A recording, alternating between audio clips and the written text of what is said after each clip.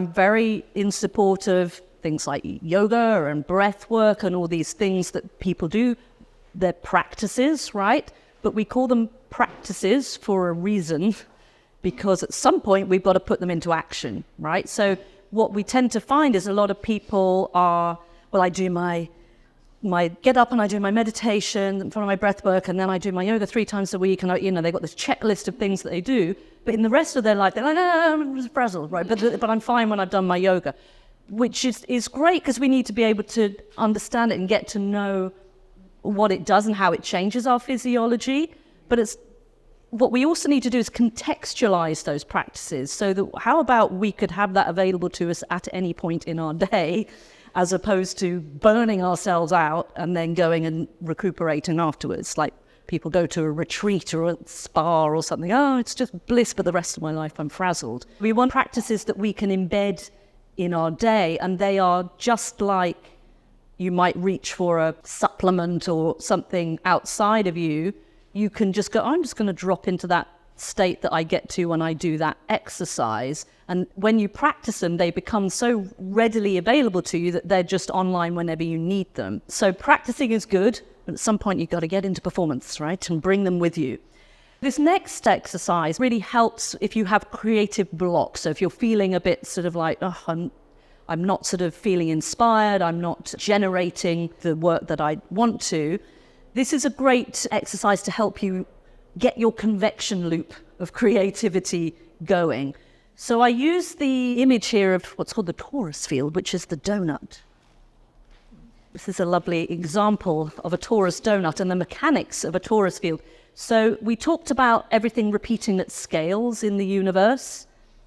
The dynamics of a torus field are part of our body, as we would look at, but also it's the dynamics of the planet, it's dynamics of a hurricane, it's the dynamics of a spiral galaxy, right? So all of these are just the same patterns that repeat at different scales. So a torus field has this sort of inward motion. The inward flow is gravity. The outward flow is electromagnetic radiation. And while I am somebody, as people who know me know, that I'm not a fan of phones and Wi-Fi and that sort of electromagnetic radiation, because it's just like everything else, like music. It's all different frequencies and different frequency bands. Some are harmonic with our biology. Others are not so harmonic with our biology. Finding this motion of the torus field can be really, really useful, so that we can help us to sort of draw that inspiration we were talking about, and inspire, as in breathe in, inspiration.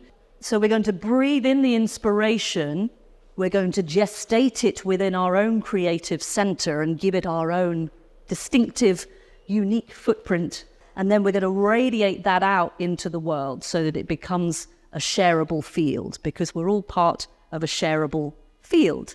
And one of the things that helps, we talked earlier about the self-love. One of the things that really helped me with that was loving yourself is an act of generosity. Thank you. Because when you take care of you, you are organizing and structuring your own magnetic field, and that is shared by everyone. It's right, don't contaminate your own drinking water. Everybody's bathing in this. So let's be responsible for what we're putting out into the field. And as artists, we are sharing our work in whatever manner that is. And for me, that is everything we create is a form of nutrition to people. And just like you don't want to give people junk food, it's the same with what we're putting out into the world. And that could just be how we're showing up on a particular day. If you're all kind of stressed and edgy and you're putting all this kind of static into the field, everybody's sharing that. So taking care of yourself is an act of generosity to others. And that can help us with this. So we're going to use this little image here, visualize what we're doing with our breath practice. And it's not that the breath is following necessarily this particular track, but it just helps to get the visualization of this convection loop, that there's always energy in and flow out, that we're never stuck and stagnant. So remember when we took our little journey inside the skull, and I talked about there being a little lantern, a hole in the top that allows for the light in? That's the top of that torus field. and it's where we draw the inspiration from outside of us. Remember, we're just an antenna. We don't have to create anything within us. We have to allow it to come through us. Creating sometimes is contraction, allowing is expansion, right? So we allow it in. So what I'm going to talk you through this once, because it can be a bit like patting your head and rubbing your stomach. So I'll give you the breadcrumb trail to start with, so you've got a roadmap. So we're going to take a breath in, and you're going to visualize that inspiration in whatever you want to, however you want to paint that, golden light, whatever, that comes in as we breathe in.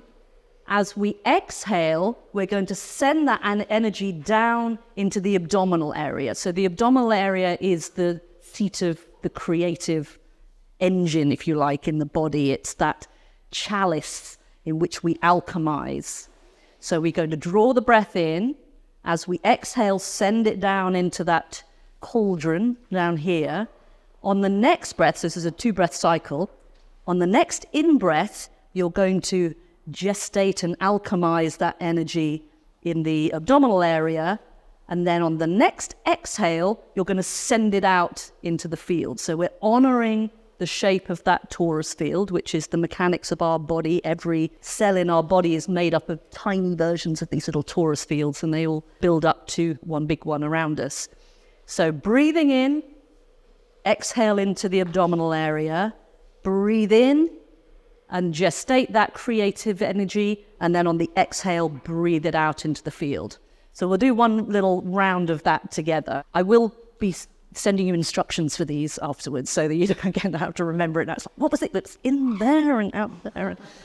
We need to honor the central hole down the middle of that torus field. Make sure you've got no kinks in your torus. That line from the center of the head goes right through the middle of you. So you are 3D around it. Taking a deep in-breath, and we're going to imagine that energy coming down through the crown. And then as you exhale, send that air down into the abdominal area.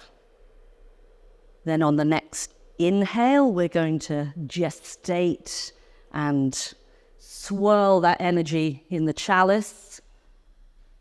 And on the next exhale, send that down and out, birth it into the world and out into the field. We do one more round to get a hold of it. So inhale, bring it in through the center of the head, down into the lungs. As you exhale, send it down into that creative center in the body. On the inhale, create, mix, alchemize that breath. And then exhale it down and out into the surrounding field. As we honor that convection loop, it can help us break blocks that we're experiencing in our creativity. So a little moment in the day, it's just quick and easy. And the more familiar you get with it, you can just do a little, no one needs to know you're doing it, right? You could just be quietly doing that while someone's talking to you. It's like, I'm just going to do a little exercise here and you have no idea. We're going to move on now into a little bit more of the stress area that can obviously block a lot of our creative expression when we are in that contraction mode of, got to get things done. And we're going to look at the relationship between our emotional states and the physical expression. By saying that, I'm drawing a line in the sand that isn't really there, because I'm talking about a relationship between things that are really one and the same. So our emotions manifest physically and our physicality manifests emotionally. There's a couple of research papers here that did some interesting studies looking at muscle activity related just to mental processing. What they did in these studies was they had fixed electrodes to the shoulder and arm muscles of a bunch of participants. And first of all, they just measured their baseline activity, right? Do not move, just sit still, empty your mind, and let's see what the baseline activity of those muscles are. Muscles operate under electrical activity, so it's measured electrically. Then what they had the participants do, they weren't allowed to move their arms or their shoulders or anything. They had to sit perfectly still, but they were just given a mental task to do. Something like count back from 100 in increments of 7. So something that's going to go, wait, I want to. But they're not moving. And what these studies show is that just that thought process increases the muscle activity in those muscles. So even just thinking, you're already sort of tensing up, going 1, 2, 3, right, count. This is something that I looked at a lot when I'm working with particularly musicians and injured musicians, which is a big part of my work. Because if you're going into the practice room or into performance and you've got the mind monkeys on loop in your mind, this is not good enough, not good enough. And then you pick up your instrument and play, you've already got tension in the system before you even begin playing. Your injury risk has gone up. Okay, so we start to look at cause and effect, and that it's not just mind monkeys chattering. There is a physical outcome of that may not be something you wish to be happening. But if we're not aware of it, we can't change it. So even if we're sitting typing at our computers, right, if you're just in that real kind of, mental space, you've already got muscle tension. Then you get off your computer and go, oh, my neck hurts, right? All I've done is sit at the desk. So there is a correlation there that we should be aware of. Now, as we start to dive into the stress system in the body, we're going to look at some of the architecture, if you like, of how that mental load affects your muscle activity, how our thought processes affect physical expression. And our nervous system has many branches. It is a fractal system, like branches of a tree. But one of its branches is known as the autonomic nervous system, and this is basically the body's autopilot. So this is all the stuff that runs without us consciously telling ourselves to do it. So your heart is currently beating. You are currently breathing. Your digestive system is probably in operation, particularly if you've just had some fluids. We don't have to tell ourselves, breathe in, breathe out, beat the heart, beat the heart. If we had to tell ourselves to do that, we never get anything done, right? So there are a whole bunch of things that are below level of consciousness and are just taken care of. That autopilot system itself has 2 branches, and this is where you might be familiar with some of these terms. We have a sympathetic branch, which is the fight or flight system, which is where our stress response hangs out. And then we have the parasympathetic branch, which is the rest and digest end of the system. And this is chill out, sleep. But it's also the state we should be in as a dominant. And we're never fully in one or the other. It's not black and white like that. But it's the only place where tissue repair and restoration takes place. So if we want our body to do the housekeeping, we need to be hanging out in this for sufficient amount of time for that to get done. If we're living up this end of the spectrum as a more predominant state, we're not getting our house cleaning done. And we all know what happens when you don't clean things for a while. They start getting stagnant and a bit festering and not very pleasant, right? And that's going to happen in the body as well.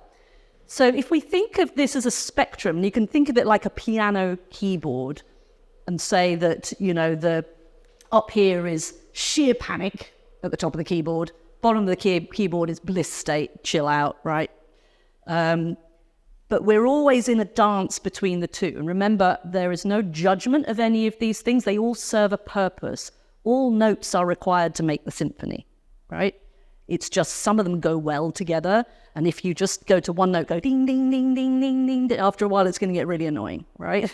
So we need the whole symphony. We need to use all the notes of the keyboard. What tends to happen is if this is chill out, this is panic. We kind of have middle C, which is just, okay, I'm here, I'm present, I'm neutral, I'm aware, I'm not zenned out, and I'm not in panic, right? This is neutral. But if we tend to hang out more up this end of the keyboard, after a while, our nervous system habituates to it, and it starts to forget that all these notes exist. And suddenly now we think that that middle C neutral is chill out, and middle C's up here somewhere. And we go, no, this is fine, this is neutral. No, I'm good, I'm not panicking. It's fine, this is neutral, right? And we forget we've got all that other option down there because we hang out up here too much. So we need to be able to expand out the bandwidth of our nervous system and remind ourselves of some areas that might be useful to us, and particularly if you have issues sleeping and digesting, because there's kind of a clue here in the parasympathetic branch called rest and digest because when you are hanging out up here, your digestion is switched off. Digestive system takes quite a lot of our overall body energy. It's a very biologically expensive system to run. So when you are in this situation, your body is anticipating a mortal threat. Okay? It doesn't differentiate between you and your emails and you and a grizzly bear attack, right? The physiological response is the same. And what it's going to do is, if it's going to shut off all non-essential activities, which is your house cleaning, which is your digestive system, because if you're about to become lunch for a predator, body doesn't really care whether you've digested your own lunch, okay? So it gets switched off. So how many people I work with a lot of people who have digestive issues. How many people, I hear this day in, day out, I have the best diet, all organic, know this, know that, cut out this, cut out that, don't do this, don't do that. It's just brilliant, it's a wonderful diet, but I still have digestive problems. It's not just what you eat, it is the emotional context in which you are eating. If you are eating in this state, it doesn't matter how beautiful your organic diet is, it's going to become very expensive organic gut compost. Because if your digestive system's switched off, anything that's in there is just sitting. It's not being processed. It's not being absorbed because we're in contraction mode. So therefore, it's going to start off-gassing. We all know if we leave organic ingredients sitting for a period of time, particularly in an enclosed space, not going to be very pleasant, right? So we can start to get distension, bloating, and all the issues that we experience with it. And we keep trying to change what we're eating to fix it. It's like, just change this. Find those other notes of the keyboard and allow your body the time to absorb and digest what you are consuming. And we'll get into that a little bit more in a moment. But this is kind of what happens when we go into a stress mode, right? So we have a little walnut-shaped area of the brain. We actually have two. We have a right and a left amygdala. And this is like the brain's smoke detector. So it's looking for trouble. You know, our senses are reading the environment all the time.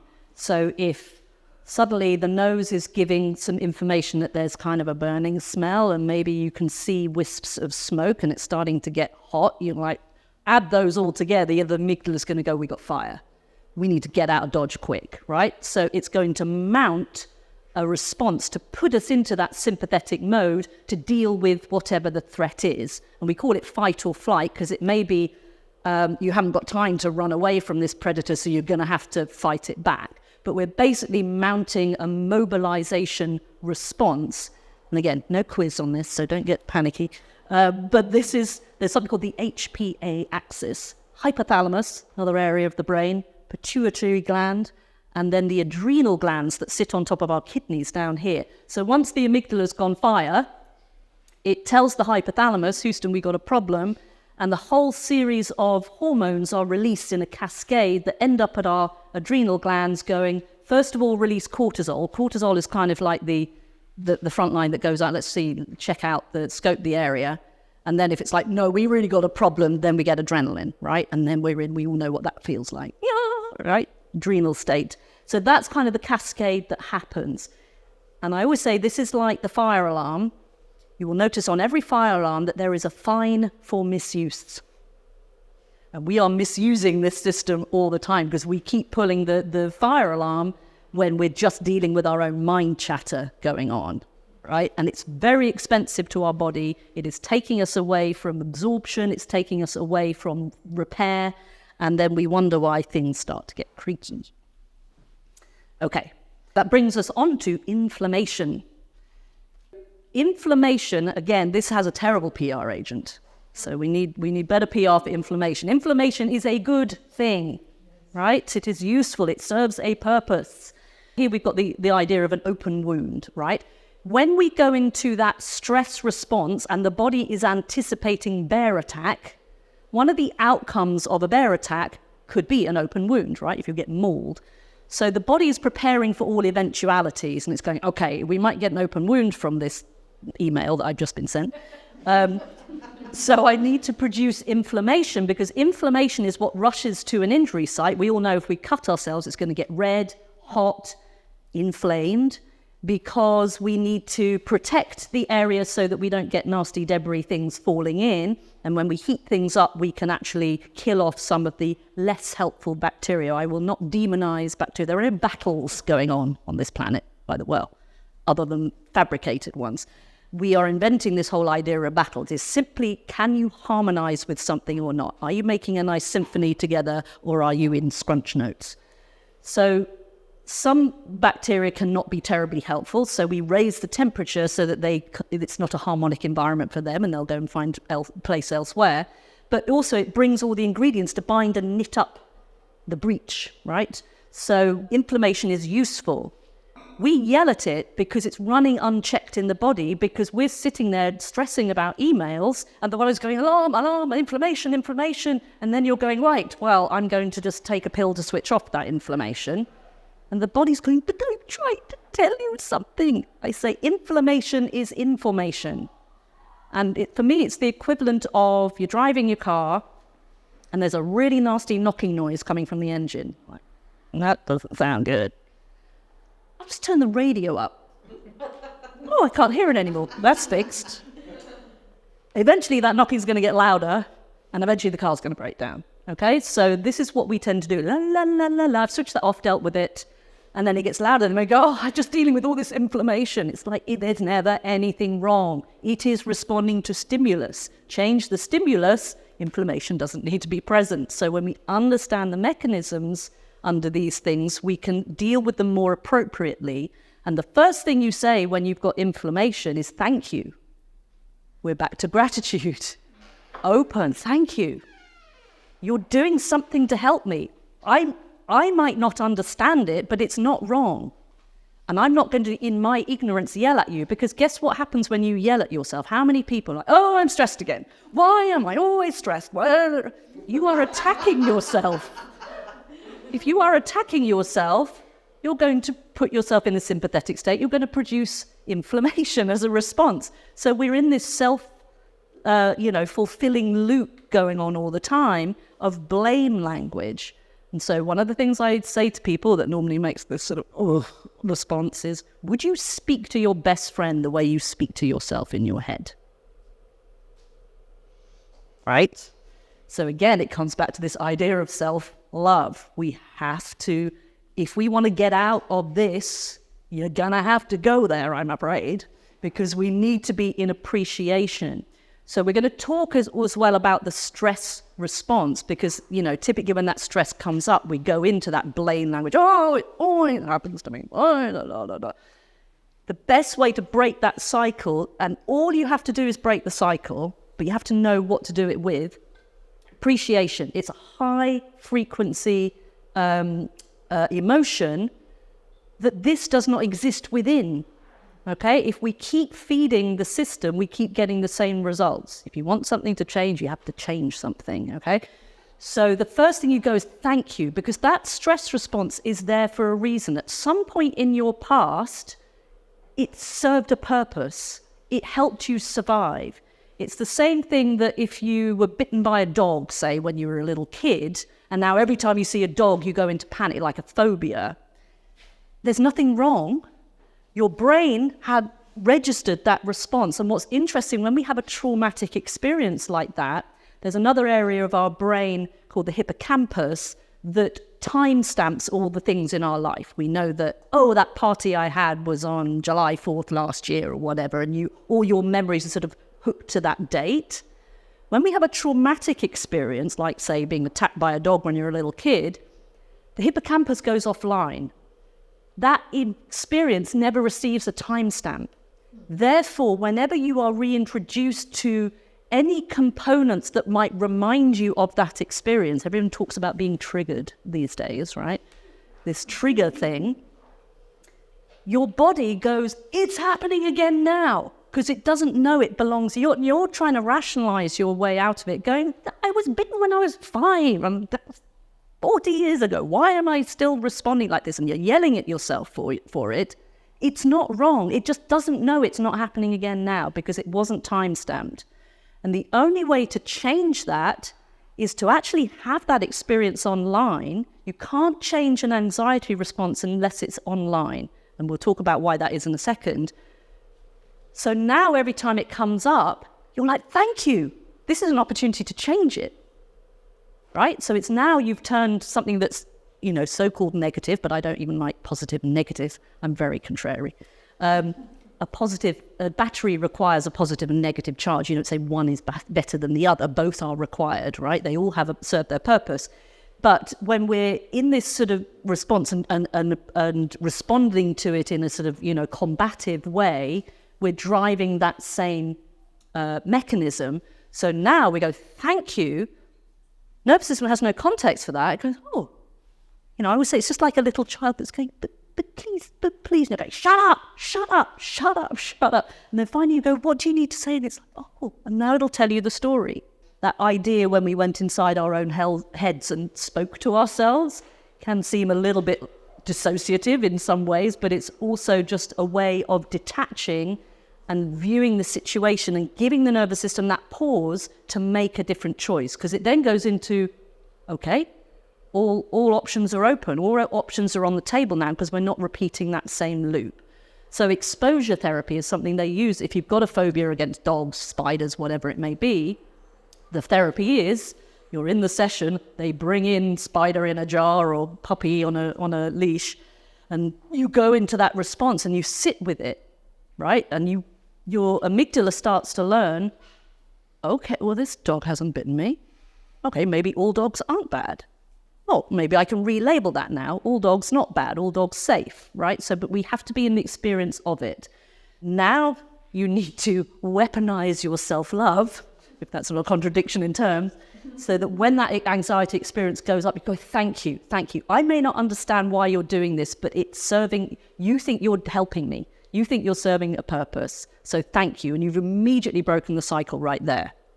If I just go back to that amygdala, there is no wiring that goes from your prefrontal cortex, which is the seat of logic and reason. I call it the young pretender. Like, I got this. I know what I'm doing. I know I'm going to tell you what's going on.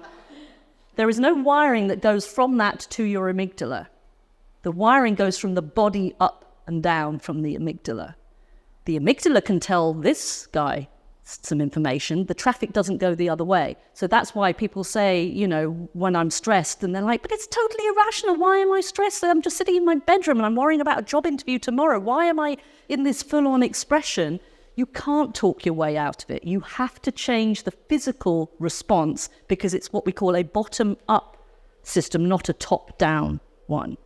So you can talk about it. It's useful to understand the story behind it, but you cannot change that stress experience unless you change the physical expression. And we'll be doing some exercises in how to do that later on. Okay. That's just a very busy slide. I'm not going to bore you with it. It's just showing how all these systems are all connected with the stress response. When we talked earlier about adversity in childhood leading to disruptions in our physiology, this is how it happens because all these systems, the nervous system is the messaging system that we think is electrical, but actually there's some interesting research coming out talking about how it's actually sound wave propagation because we're just music. We are of the universe, one verse song. Everything's music. Everything is energy, frequency, and vibration. I'm now teaching a course in quantum biology, and all the anatomy that I learnt and taught for years, I'm now like, kind of don't believe it so much anymore because it's actually energy, frequency, and vibration. It's a bit like classical Newtonian physics. Oh, well, that breaks down at the quantum level. Well, maybe we just need a better language to describe what's going on rather than going, this is a different thing, right? Anyway, I digress. My tendency to fall into black holes rather than rabbit holes. So the immune system's involved, which is information, allergy, expression, pain, we're going to get onto. The endocrine system is our hormonal system. Hormones are just chemical messengers. We have electrical messengers through our nervous system, but messages are also sent via the bloodstream via hormones, which is like adrenaline is a hormone. But things like thyroid dysregulation, adrenal, those are all functions of the stress response. So stress is not just in your head, right? It is a physical expression. Okay, now we're getting into the gut. So our beautiful, wonderful gut that has become usurped by this young pretender up here. So the gut has its own brain. It is its own integral system. It is known as the enteric nervous system. You think of gastroenteritis or gastroenterology, gastro, stomach, entero, the lower digestive tract. So the enteric nervous system, the gut brain, is the only part of us that can exist if the connection to the cerebral brain is severed. So the connection to the brain in the head is via the vagus nerve. So I say the vagus nerve's got a lot of juicy press right now. We actually have two, not many people know. You have a right one and a left one, comes out of your brain stem back here. And the word vagus comes from the Latin, like vagabond, vagrant. It means wandering. It's the wandering nerve because it goes to all organs, all the major organs of the body. And its job is to tell all those organs that we're going into parasympathetic mode. So it's like it gives them all the all clear signal. All clear, no threat detected. You can all go about your regular housekeeping and business, and the digestive system can switch on and do its job. Because remember, it's switched off when we're in sympathetic mode. So if we sever the vagus nerve to the gut still operates. It doesn't need this, right? And the fibers that run up and down the vagus nerves, 80% of the traffic in those fibers goes from the gut to the brain. Only 20% goes the other way. So I always say, who's really in charge? So the gut instincts, I've put there usually right, I would say always right. You might, say somebody walks in and you're like, I don't like them. You just have that feeling. There's no rational reason, right? The gut just goes, And then they come over and they're like, hi, yeah, I'm your best friend, and we're going to do great things together. I'm a really nice person. You're going to love me. And you're like, oh, nice, pretty nice. Now I get on with him really well. Yeah, we're going to do this collaboration. It's great, and then a few weeks later, you're like, I knew it. Knew I didn't like him, right? The gut knows, and it will always come out at some point. So trust it. That's not to say we have to live our lives completely responding to the gut all the time, say, I'm not going to speak to you because my gut doesn't like you. But we have to know that we have to manage it. We have to be aware, again. Be aware that my gut's going, no. And you're like, I hear you. I'm not ignoring you. Because if you ignore it, you do so at your peril. Because it's going to start yelling. It's like, I hear you, I get it. I'm making this choice for these reasons because it expedites whatever needs to happen in this particular given situation. But I honor you, and later on I'll let you have your say, right? Rather than just steaming in and convincing yourself the other. So it's just about autonomy, right? Am I doing this as an autonomous choice to go to something my gut doesn't like, or am I just on autopilot? So if you do it as a choice, that has a very different physiological outcome.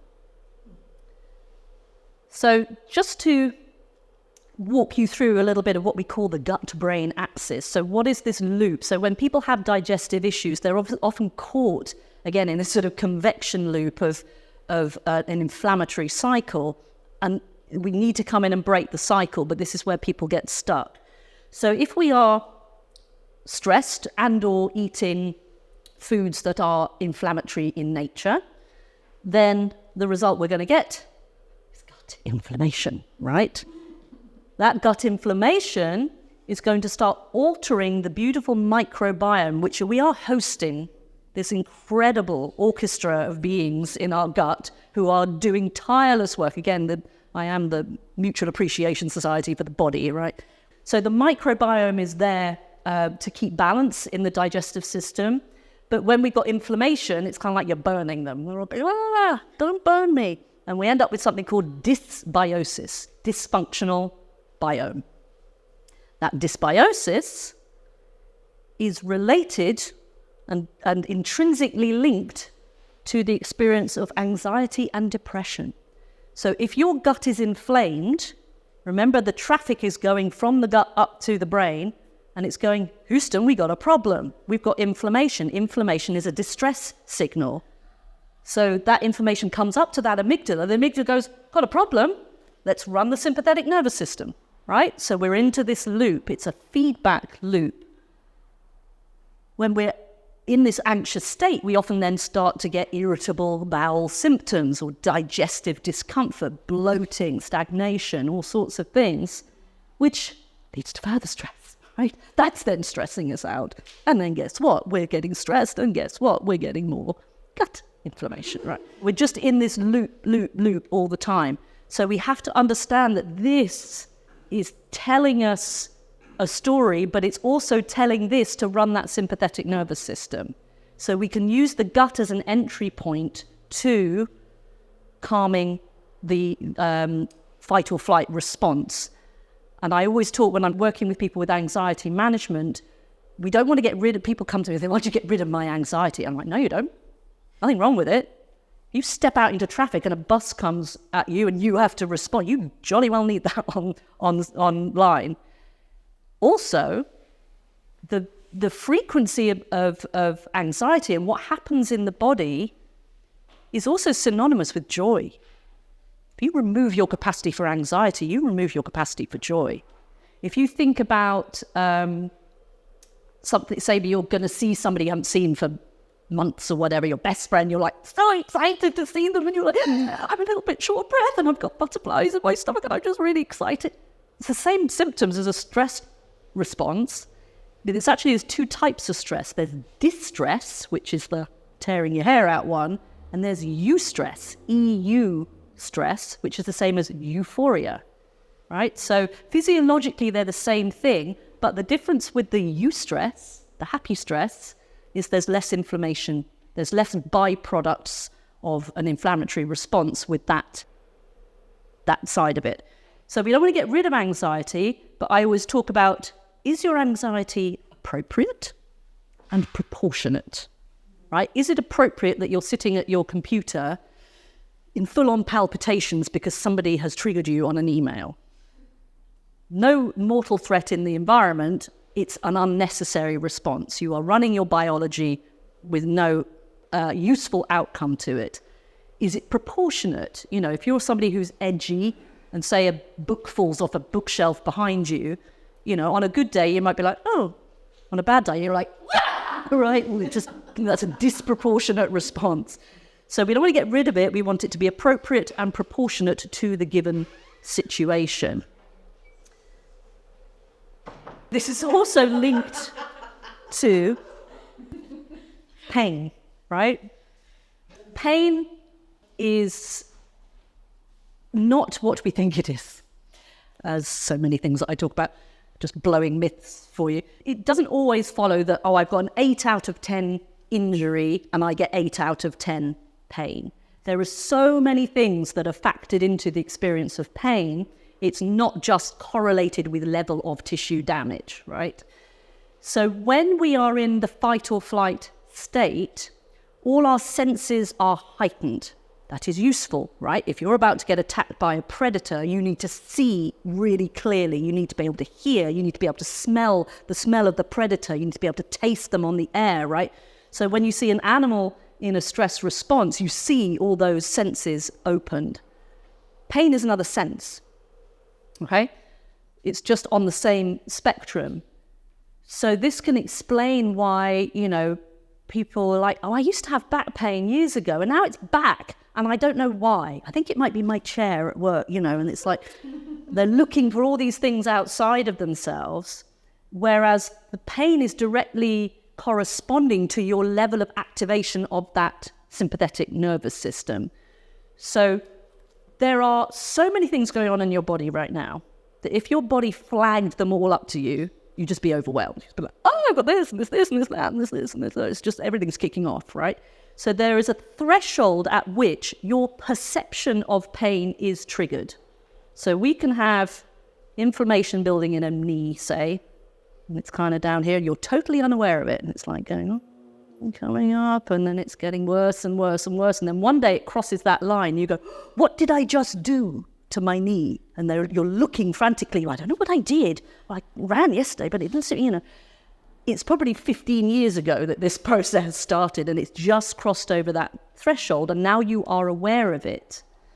But what will happen when we're in a stressed state is that threshold gets dropped, and so you are more aware of pains that you are usually are down below that threshold. So suddenly you're like, my whole body is falling apart and I don't know why. And then that makes you more stressed, and then we're in that loop again, okay? So pain is information, again. It's telling you that probably your stress symptoms are up.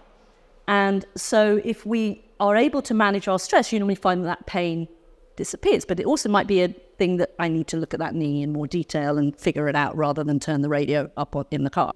Pain is a teacher, can be horribly unpleasant, and it may be necessary to turn down the flame exogenously just to help you manage it, but not so that you ignore it, okay? It is something that needs addressing in the body. But you always need to look at your expression of pain through the lens of your current emotional state, okay? When somebody comes into me with an injury, and they're like, I'll always ask me, well, what, you know, I've got this shoulder thing going on. Well, where are you at with pain on a scale of 1 to 10? It's like, it's kind of like a 7 on an 8 on a bad day out of 10. And then I start sort of talking, oh yeah, well, we can sort this out. This is a very common thing in people who do what you do. This is no problem. I've seen 3 of these already today. It's not a problem. We can get you sorted out. And then I go, so how's it feeling now? It's about 3 out of 10. I haven't done anything yet, right? So it's just their perception of pain has been lowered because their stress has been managed. One of the greatest relievers of stress is information. If you know what something is, if you can name it, it's no longer scary, right? There's a big monster that comes in. We all go, wah, into a stress response. But then somebody goes, oh no, it's not really a monster. It's this really cute creature and it's really friendly and it's going to be your best buddy and la, la, la. And then you're like, oh, well, that's okay then. Right? It still looks the same, but my response to it has changed. I have information that has changed my response. So using information and understanding why something is happening, I would say I was the annoying kid to my parents who was like, why? But it stands me in very good stead with what I do because I'm always like, yeah, but why? Yeah, but why? Yeah, but why? Until we really get to it. You might come in and say, I twisted my knee yesterday. Okay, how did that happen? Oh, because I fell over. Well, why did you fall? Well, I was in a rush and I was a bit sort of, fuddled. And I just wasn't concentrating on my trip. Well, why weren't you concentrating? Oh, I've just been really stressed lately and I've got so much on my mind. And I'm just so tired. Well, why are you tired? Well, I'm not sleeping. Well, why aren't you sleeping? And suddenly we're a million miles from falling over and twisting the knee. And we're actually getting to the root of the breadcrumbs that led to that experience. There's normally about 7 whys under any question, just FYI. We're kind of coming into more now, what do we do with this? What are the things we can do to change our response?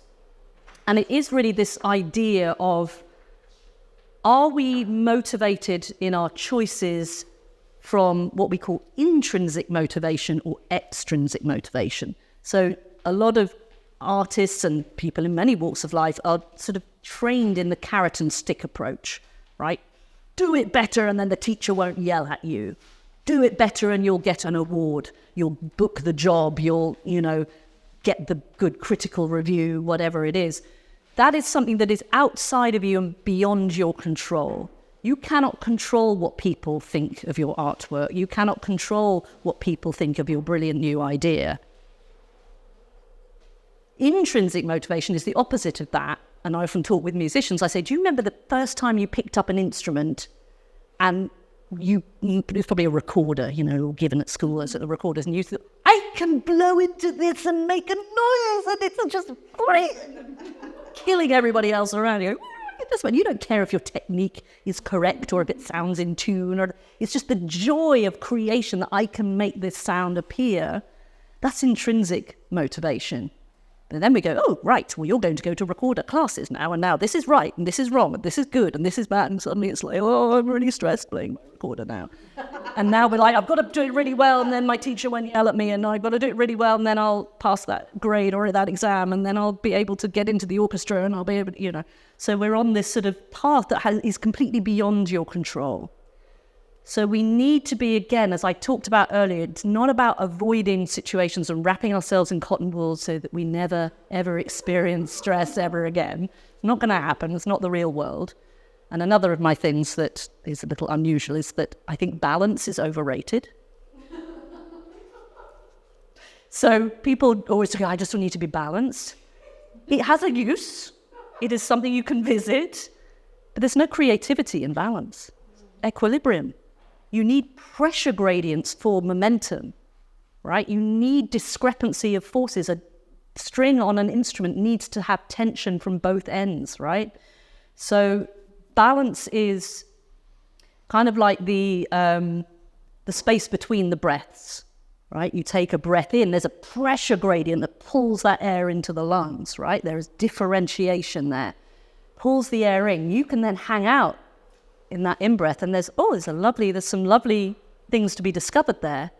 You hang out there for too long, it's going to get ugly quick, right? You're going to have to let the breath out at some point. So it's something that we can visit. It's about knowing where that neutral is, but we need discrepancy of forces to be in momentum, for there to be generation, right? Which is the definition of creativity.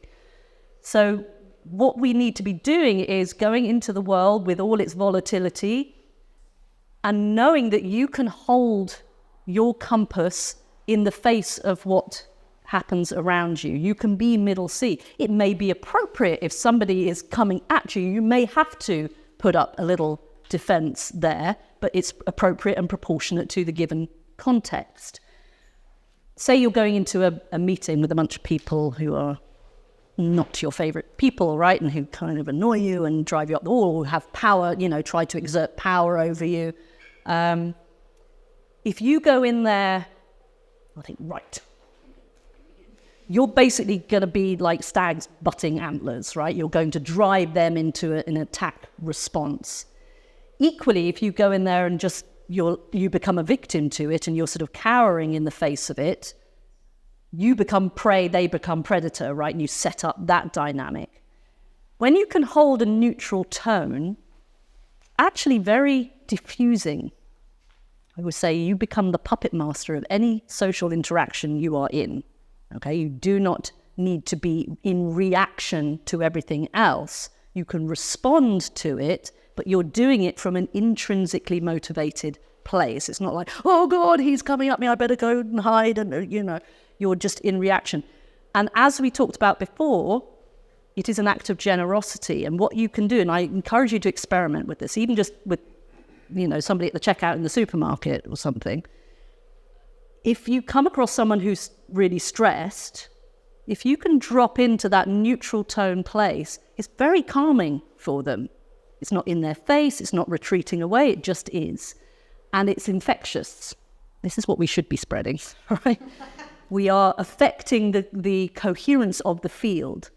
And so when somebody's interacting with you, you can dial up a frequency that harmonizes with them so that it diffuses them. And if they're wanting to sort of get up in your face about something and you're just neutral about it, you just watch them kind of crumple.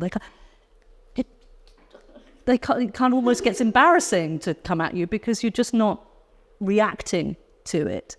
And then it's just a calmer place for everyone, right? We just want to sow the seeds of, let's all just turn the volume down a bit and dial things down. And you can be that just by holding that frequency, so that even if you have to go into situations and deal with things that are inherently stressful, you can make the choice to use it as an opportunity to exercise your newfound calmness. We go to the gym and we lift weights against resistance in order to increase strength. So now when you go to the meeting with the annoying person and they're all sort of up in your face, you can be in gratitude. You go, thank you. You're being my frequency gym. I'm getting to do my workout. You're creating resistance so that I can get stronger at this and I can improve my skills. So now everything is an opportunity. And the person who's in your face might think they're winning the argument. You're like, no, you're just my frequency gym. Thank you for that. And it's also an opportunity for them to make a different choice as well. So you're just kind of diffusing. Remember, the nervous system likes those cycles. Come in, interrupt it, change the environment, And suddenly we're all on a different script at that point. I encourage you to try it out with people. If somebody's like really stressy, just hold that neutral frequency. Don't go to them, don't pull away from them, just hold it and see how it changes their response. It's kind of fun when you get to... My anxiety management has been, since I was a child, was to be the observer, to just analyze it. Oh, so somebody's up in my face. I'm like, well, this is interesting. I wonder what your childhood was like. And then you sort of come into this analysis mode and it diffuses the anxiety because it just detaches you from it a little bit. Okay, before we get to questions, I'm going to finish off with a couple of exercises for you. Again, these are all appropriate for different occasions. We need like a nice smorgasbord of options that we can use in different situations, because people always talk about, just breathe, and it's not just a woo-woo thing. There are distinct physiological things that happen when we start to work with the breath, but it's not a one-size-fits-all. There are certain breath techniques that are good for certain situations and not so good for other ones. So this one, for instance, is breath for relaxation. So if you want to get to sleep at night, this is a good one. If you want to open up your digestive system ready to receive before you eat, this is a good way to do it. If you are eating on the run, eating should be like a ritual. It should be a sacred space. You should not be checking your emails or listening to the nightly news while eating, because you are driving that sympathetic nervous system. You shut down your digestive system, then you're into gut inflammation. So there was kind of a physiological reason behind, take away the religious connotations. Why did we always used to say grace before a meal? You were in gratitude. You were opening up your cells ready to receive. So as you're preparing your ingredients to eat, be in gratitude for them. Wow, what an amazing piece of lettuce. Thank you for joining me today and helping me, run my biology. I even sort of go, do you want to come and join me? Do you mind? Sorry, a little bit like, oh, sorry, I've got to eat you. But coming into that sort of fun and open relationship with the food and making sure before you start it that you have switched the furnace on, okay? Because it's not going to do you any favors if you're not, because you're not going to get the benefits and the nutrients from the food if you're not absorbing. So this is a good technique to use for such a situation, and anytime you want to be really chilled out. It's not so useful if you're about to go into that meeting or into a performance or an audition and you are stressed out. You want to calm the stress, but you don't want to go into a business meeting in Zen mode, right? That's not useful either. So this is not the one you would use for that. We're going to look at a different one for that.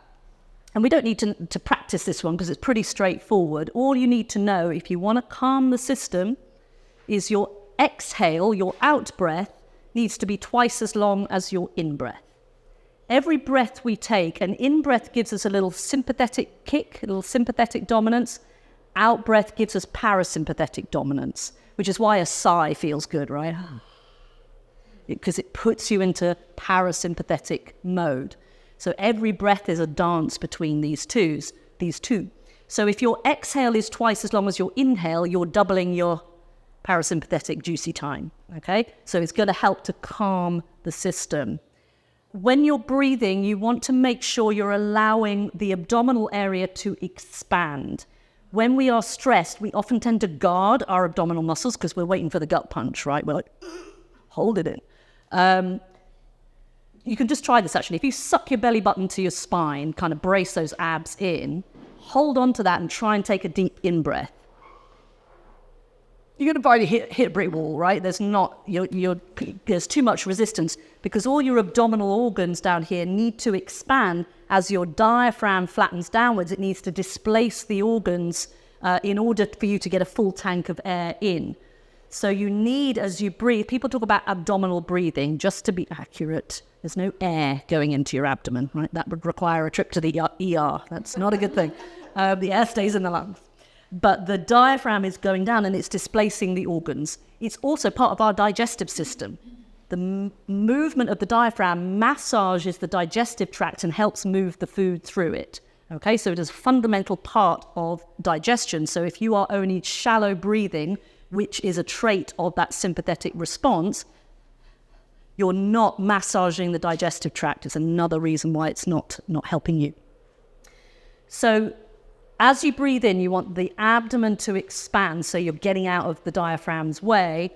And then as you exhale, you're going to exhale for twice as long as you inhaled for.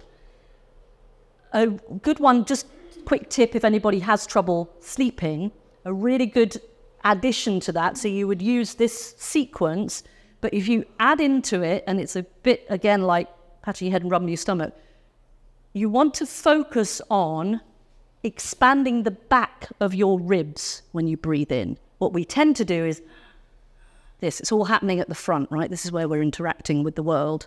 Everything on the front of the body relates to conscious thought. Everything on the back of the body relates to unconscious thought.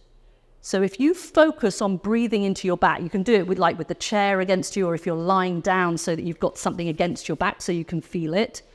As you inhale, you want to feel your ribs expanding at the back as if your lungs are airbags that are inflating and stretching the rib cage backwards, okay?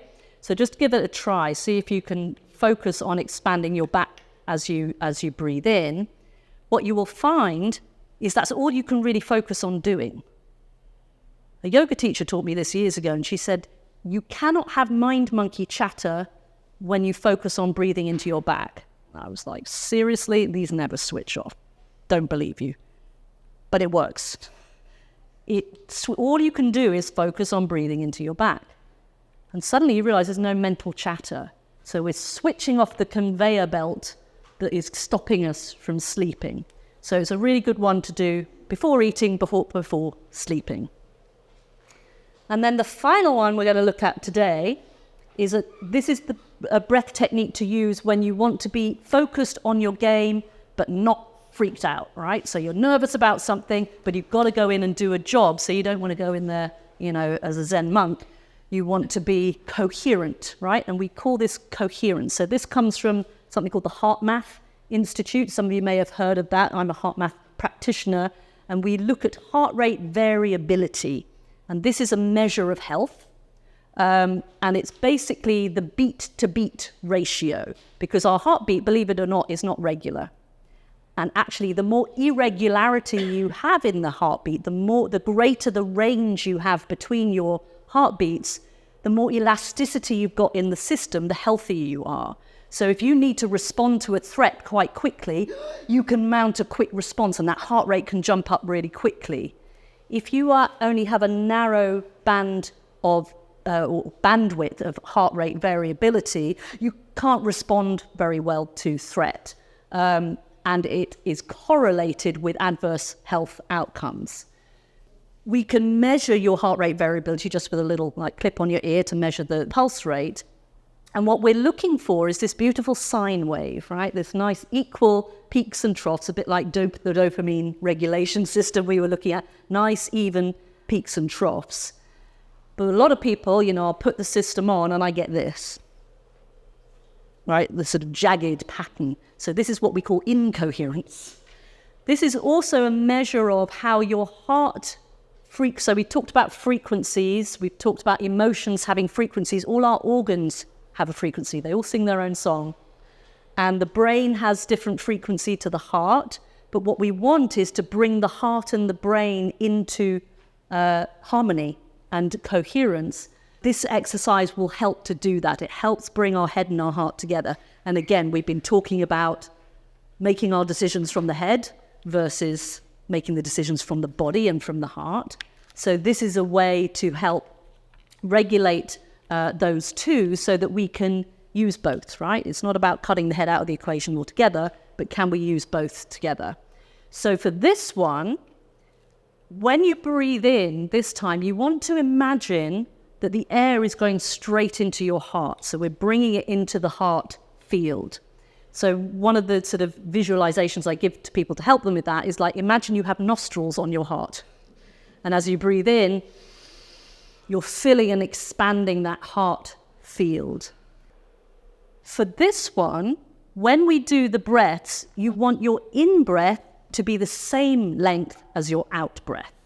And the suggestion is 5 seconds in, 5 seconds out. And if you do 6 repetitions of that, it's a minute. The 1 minute coherence exercise. So if you've got 1 minute before you go into your job interview or whatever, 5 seconds in, 5 seconds out, 6 times you're going to get that 1 minute coherence, and you're bringing your body into coherence. So you're breathing in, and as you're breathing in, it's really important that you breathe in a regenerative and appreciative frequency. So you can think about what is something that you really appreciate in your life, maybe your dog or something like, I love my dog. Right? So I'm going to breathe in the love for my dog. And on the exhale, you're going to share that frequency with everyone around you, right? So you breathe it in, gratitude, appreciation, so that we're opening up all the cells so that we can actually bring the oxygen in. Because if you're breathing like this, the cells are not actually getting the oxygen. So we're breathing it in, and then we exhale it out and share it with everybody. So we're being generous with our breath. In through the heart, out into the field with an experience of gratitude, and it's a 5 second in, 5 second out, or something that is equal to that. Okay, that makes sense? So that's your go-to if you're like, gotta get the job interview, gonna bring myself into the state. And it really works. Practice it when it's not in the field, so to speak, but then put it into practice in the field. If you know you're going to meet that person that really annoys you, it's like, do your breath work first and see how it changes the interaction. Now we have time for questions. So logically changing our stimulus and its effect on the body makes sense. But how do you reconcile that in a world that's directly at odds with that, and as an individual when society and your work and everything is directly at odds with that, besides moving into the woods and disappearing? Yeah, exactly. Yeah, that's what I was saying. We can't wrap ourselves in cotton wool and step off the planet all the time. So we have to bring that into this reality and find a way to integrate the two. So these practices, as I say, you can practice them in the woods, but then you've got to put them into action in the field so it becomes a real experiment. We can feel overwhelmed by the task at hand when we look at the world and the things that could do with some housekeeping right now. So we really have to scale it down and go, what is within my grasp to deal with today? And it's one of those things. I stopped watching mainstream news like in 2010 or something. I was like, our nervous systems are not designed to cope with knowing everything. There's a bus crash in Japan, or I can't hold all that information. We're designed to just deal with our immediate environment. So I can have empathy for that. But I need to just think about, what can I do? What is within my power to do? And to know that you will attract. So this is kind of, if you think of the universe as being a big mirror, it's going to reflect back to you what you put into it. And I think, there's a lot of tendency these days to be in blame for everything. Somebody else is doing this thing to me. There's somebody else that's not doing what I think is right. And that just ends up in this sort of imbalance and this combative, and then we're all in inflammation and stress. So the question is not, can I change all of that? No, I can't. The question is, what is my responsibility in this? And as I say, we are all harmonizing within the same field. So all I have to do is hold my frequency. And when you do that, you will find that you attract the same. The universe amplifies back to you that which you put out. So if you're in that sort of incoherent static, if that's what you're putting out into the world, oh my God, nothing's right, that's what you'll see. It is none of my business to take care of everybody else's stuff. Everybody's here to work out their own story. And it is not for me to rob someone of the opportunity that they may learn something from that experience without me coming in and going, well, that's wrong and you should fix this, and then exhausting myself in the process. It's hold your frequency, hold what you believe to be true, but don't assume that's the truth for everyone. If you subscribe to the idea of this, we are a universal consciousness that has expanded into all these individuals in order that it can experience itself from multiple perspectives, then all perspectives are valid. And it is not for us to judge any perspective. It's like, am I in harmony with that? Or am I not in harmony with that? So when we know how we're tuned, we can go, I resonate with that. I'm going to move towards that. I don't resonate with it. I move away from it. I don't judge it. Just let it go. And as you practice that more and more, and I did all the theory of this and I wasn't practicing it, for a while. And then I started to put it into practice and it actually works. It does work. So don't externalize, internalize. Do what you can do, and don't be surprised by the ripple effect that will have on others. You are then being generous to those in your field who will see you as a beacon. It's like there's somebody in the room and they just have that really lovely energy. I just love being around them. I feel really chilled out around them. Be that. And then you find that you've got a group of people around you who all like that resonance, and then you start building things together, and then it doesn't matter what anyone else is doing, but you are making a change. That's all we can do. So don't take on too much, I guess, is the sort of bottom line of that. You attract what you judge until you no longer judge what you attract. Drop the judgment. It's exhausting. So one of my mantras is, I have a few. One of them is, nobody else gets to run my biology. I weaponize my stubbornness. Oh, no, don't think you're coming in here with all this and you're going to make me do this. You're not worth the energy, sorry. So I do not let anyone else run my biology, and I don't yell at things I can't affect.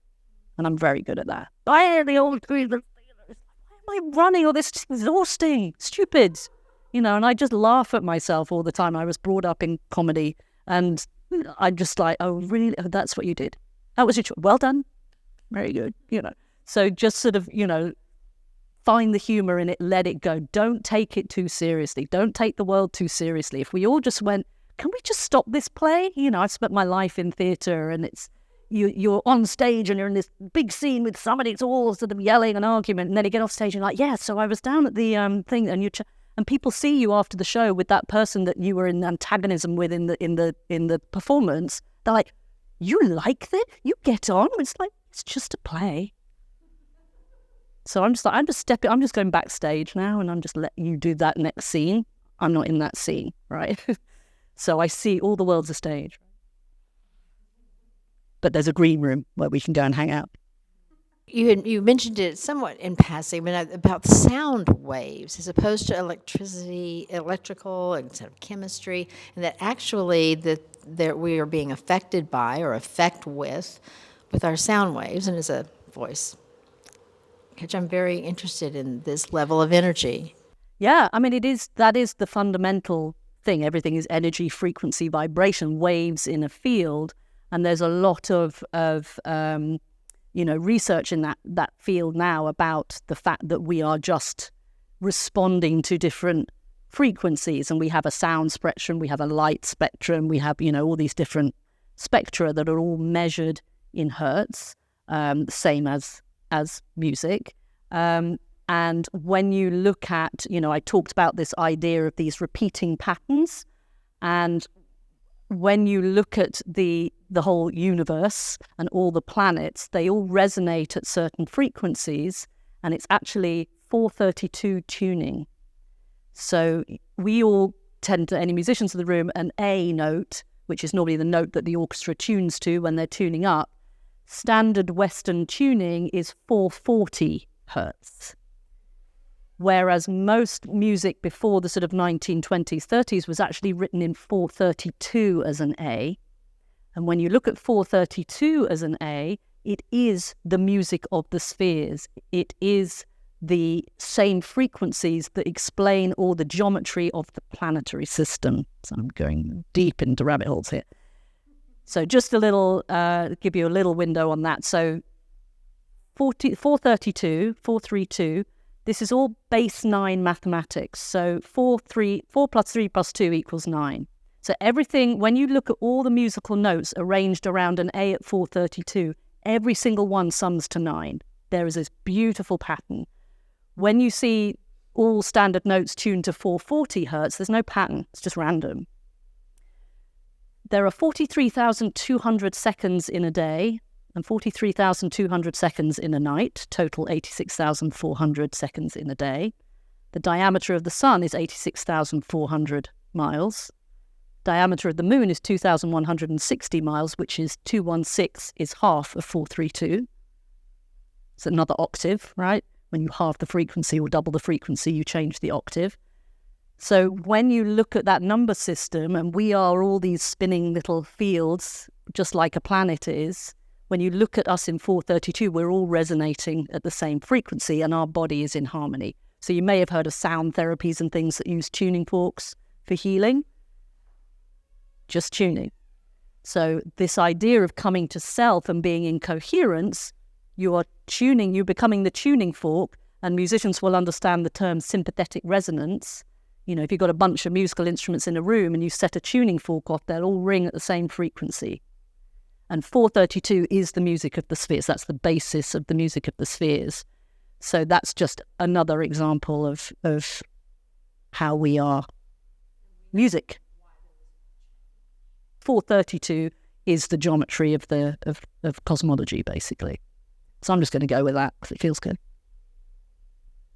Any other questions behind you? The stress affects creativity, and we eliminate that and we'll be more creative, or what's the conclusion here? I would say that stress doesn't necessarily eliminate creativity. I would say it interferes with it. When we go into stress mode, we shut down, we go into that contraction phase. So we're not able to sort of connect. We tend to sort of go into doubt, into self-judgment, which is not a place that's conducive to, you know, the creative flow. And it's also obviously not harmonic for our body either.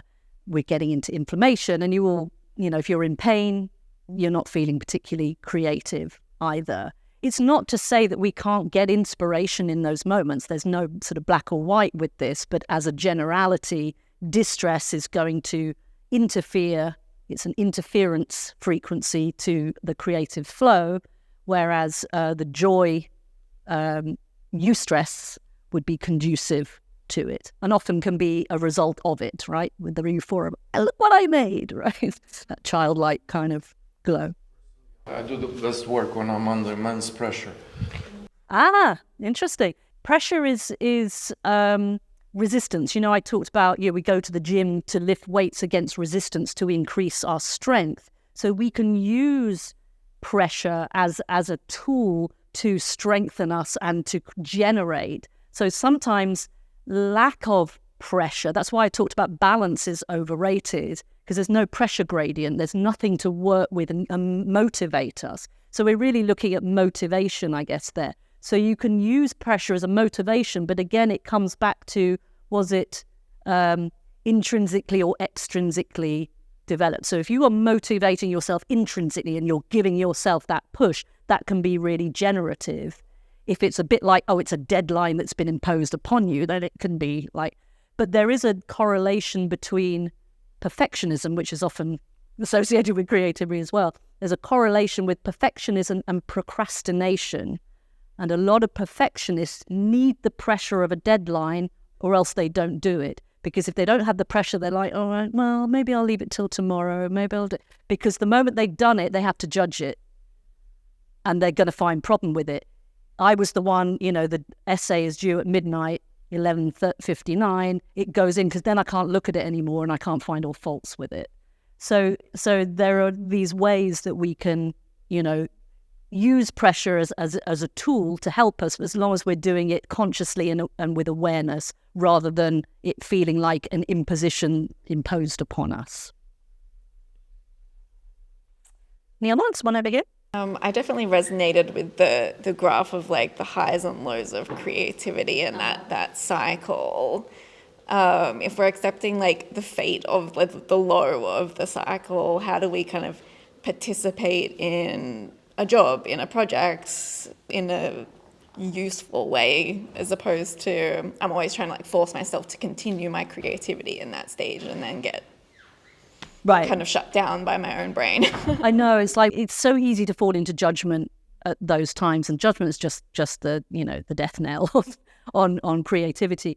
So being able to, that idea we had of finding who we are, go to the skull space and look through the eyes at it, step back, be objective, be analytical, and go, okay, so what's going on here? I'm feeling this, low mood. I've got to get this job done. Okay, well, what could I do? What are the tools at my disposal? And that's why I always say it's got to have your toolkit. What is the right tool for me at this moment to change the physiology? We just need to change something. The nervous system is highly context specific. So things that trigger us, it's not, and often we don't know it, it's subconscious. It can be as simple as there was a school teacher who traumatized you, bullied you, and they wore a particular perfume.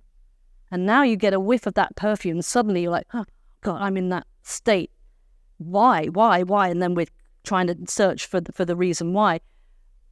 It's just because the context allowed for that to come up. Change the context, and it goes away. So what I would encourage you all to do is when you're going either into an anxious state or a low state, analyze it. Stop. So the moment you stop and take that moment, you've already broken the cycle. But then go, what happened in my body?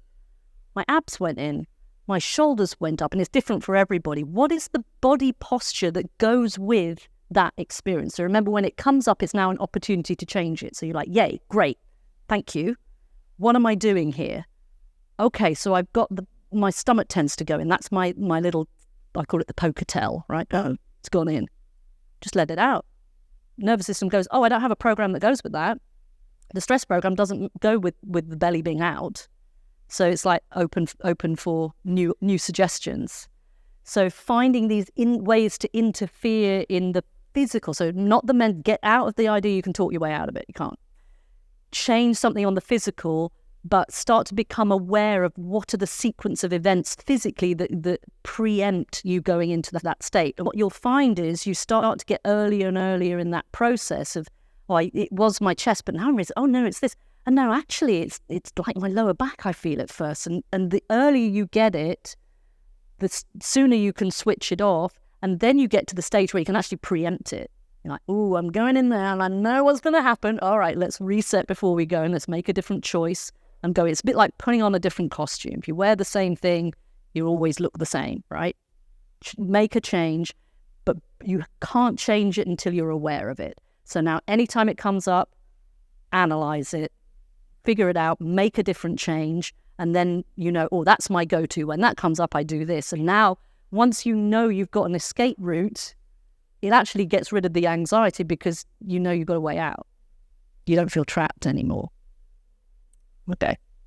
I feel like this may be a version of the same question that's been asked a couple of times, but I think just when you feel like there are certain circumstances in your life that feel like they have an inertia that's like very, very developed and strong. And you need to face those like say it's a relationship or work or whatever it is, and you practically face that thing every day. You wake up next to it, or you are going to it every day. And there are certain circumstances and stories around that thing. Yep. What is the approach to I guess dealing with that, in view of this? Yeah, it's cycles you're talking about there again. It's breaking the cycles, and we literally weave this web of stories around certain situations or certain people that then become self-fulfilling prophecies. And I would say if you don't like the script, write a better one. Right, find a different way. If you don't like the answers you're getting, ask better questions. Start to analyze the situation. Why am I telling myself that about that situation? What could I do to change it? Because often you're getting, it's a bit like that quote about attracting and judging. It's like if you are anticipating a certain outcome to, whenever I go there, this whole thing kicks off and now we're in this pattern again, you're almost predicting it. It becomes a self-fulfilling prophecy. So you need to look for ways, what could I do to change that dynamic, to drop out of that script, to be the actors going, okay, can we try this scene a different way? Because we keep doing this and it's not really working for me. So, where are you at with it? Where's your character in this thing? Well, mine's kind of here. And then what can we do to make a different choice with that and come up with, and then we get newness, right? We get new outcomes. But if you keep repeating those same patterns, you're going to get the same outcome. And then it gets more and more frustrating. And it's like everybody plays their role and they all get really good at it. And then we just see each other and like, right, this is what we're doing, and we're off on that thing. So write a better script, drop out of it, and see what you can change and see how it changes the other person or changes the situation. Be that shrunken down version of you in your head. And I'm going to take that person into that room. Oh, it looks completely different this way, right? So it's all about pattern breaking. Our bodies just love repeating patterns. It's like you start playing an instrument with 2 fingers and your tongue stuck out, right? And then eventually you become fluent and you can do it without thinking. It's repetition. So we get into these repeating cycles and we think that's the only choice. It's not. Change something and you will get a different outcome. Does that kind of answer it? Yeah. Start the journey to you. It's exciting. It's the best journey you'll ever take. And one other thing I'll just leave you with that I do every night before I go to sleep. I lie down, calm down, and I check in with my body. Start on my feet. Okay, who needs to yell? Who's not talking? Who hasn't been listened to? What can I do? Right, so I have this conversation. Again, it's slightly dissociative, but it works. And I just go, right, who haven't I listened to? Who's got a story to tell? And I give my body that forum every day. At first, you'll get crickets. You'll be like, I feel really stupid doing this. But after a while, you get some really good information, right? So learn to listen to the body, listen to yourself, honor yourself with that time each day. And you will start to get information that you never realized about yourself. And it's the best journey you'll ever take. So thank you very much.